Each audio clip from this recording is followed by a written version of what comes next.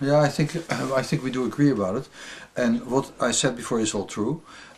However, I will immediately accept the fact that I know that already earlier, let's say somewhere, La Passione is a very good example too, that I'm aware of the fact that I start extremely slowly and politely, I would say, carefully, put my toes into the music of the late 19th century, and then probably more, because I have more ears for that, the French side than the German side.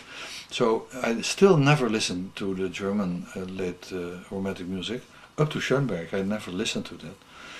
I know I've heard most of the pieces, of course, but I do profoundly feel the background of the sentiments, in fact, of composers, let's say from Duparc and Fauré and Chausson on. Of course, I have all kinds of criticisms too, and I will have that all my life.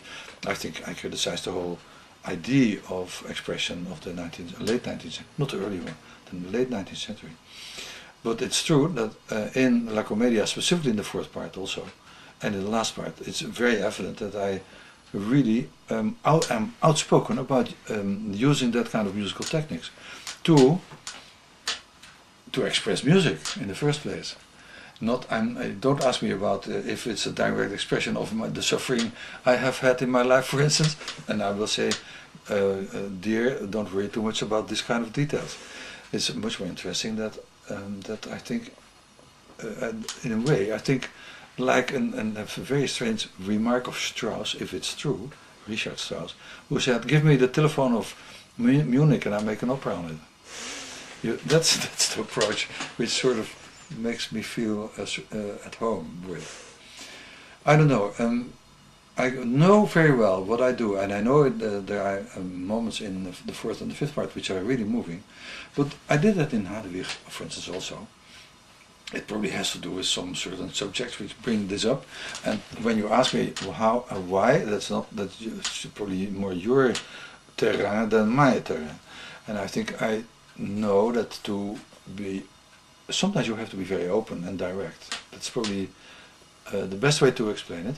And then I'm not too afraid of using that kind of material. Let's put it this way. And you were very direct in that the Bride of Lebanon part. Yeah, for instance. Yeah, but also in the funny clarinet part in the beginning, it's a more superficial approach, but the approach is the same. And I made also a connection between the Bride of Lebanon and Ides Puis, the song. Somehow it reminded me, the expressiveness of it reminded me to that yeah, song. Strange enough, both I think are French oriented. I don't know.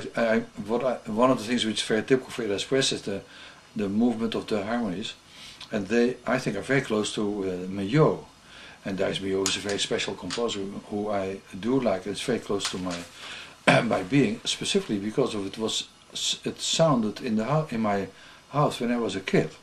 I had all kinds of brothers and sisters who played that music or listened to it or imitated it. Jurian studied Maillot, all kinds of things. I'm now studying a violin sonata, the second one, with all the notes of my father, who must have played it with a violinist probably in the 30s or in the 50s, I don't know. And I really understand the music very well.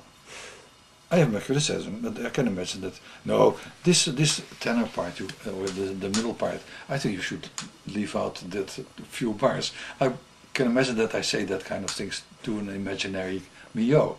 I would never dare to do it, because of course he would have been my teacher, because of the age. He was the age of my father.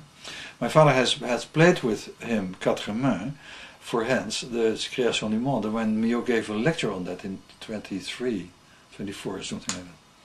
So that's a very good example for Ides Puis. Of course there are other things happening in that song, and it's a Spanish text, so we are getting south to southern and southern Europe. And also the Bride of the Lebanon is what I call a French waltz. And the French waltzes mean a waltz in one, and being very light with the bass. I mean, I talked technically about the French waltz. The kind of harmonies, the fact that you have light bass lines. so boom on the one is something only Brahms does. So that is for my father and the way I was educated is we are too good for that.